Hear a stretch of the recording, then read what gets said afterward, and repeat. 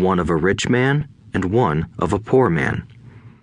Instead of simply accepting or rejecting one or the other, I found myself thinking more, comparing, and then choosing for myself. The problem was that the rich man was not rich yet, and the poor man was not yet poor. Both were just starting out on their careers, and both were struggling with money and families.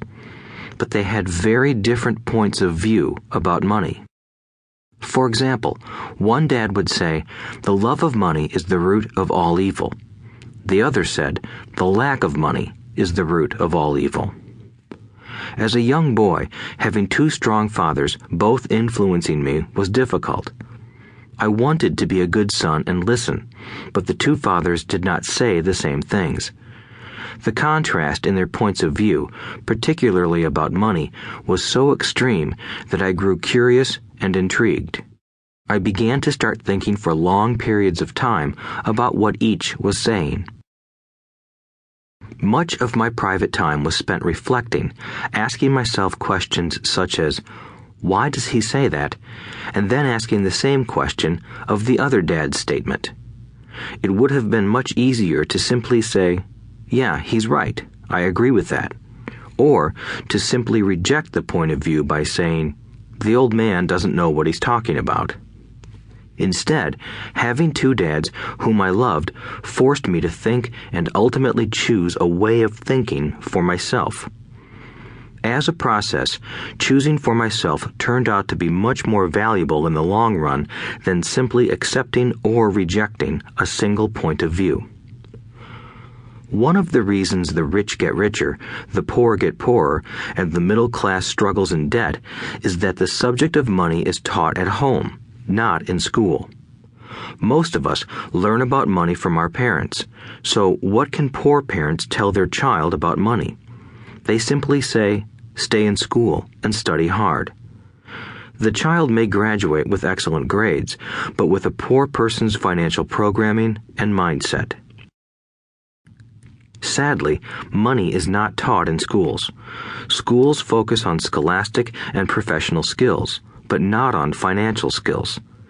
This explains how smart bankers, doctors, and accountants who earned excellent grades may struggle financially all of their lives. Our staggering national debt is due in large part to highly educated politicians and government officials making financial decisions with little or no training in the subject of money. Today, I often wonder what will soon happen when we have millions of people who need financial and medical assistance. They will be dependent upon their families or the government for financial support. What will happen when Medicare and Social Security run out of money?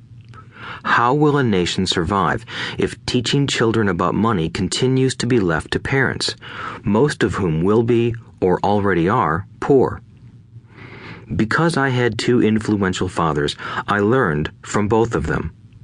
I had to think about each dad's advice, and in doing so, I gained valuable insight into the power and effect of one's thoughts on one's life.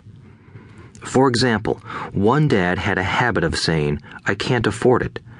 The other dad forbade those words to be used. He insisted I ask, "How can I afford it?" One is a statement, and the other is a question. One lets you off the hook, and the other forces you to think. My soon-to-be rich dad would explain that by automatically saying the words, "I can't afford it," your brain stops working. By asking the question, "How can I afford it?" your brain is put to work. He did not mean that you should buy everything you want. He was fanatical about exercising your mind, the most powerful computer in the world. He'd say, "My brain gets stronger every day because I exercise it. The stronger it gets, the more money I can make." He believed that automatically saying, "I can't afford it," was a sign of mental laziness. Although both dads worked hard, I noticed that one dad had a habit of putting his brain to sleep when it came to finances, and the other had a habit of exercising his brain. The long-term result was that one dad grew stronger financially, and the other grew weaker.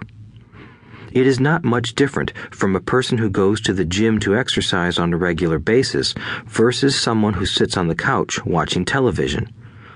Proper physical exercise increases your chances for health,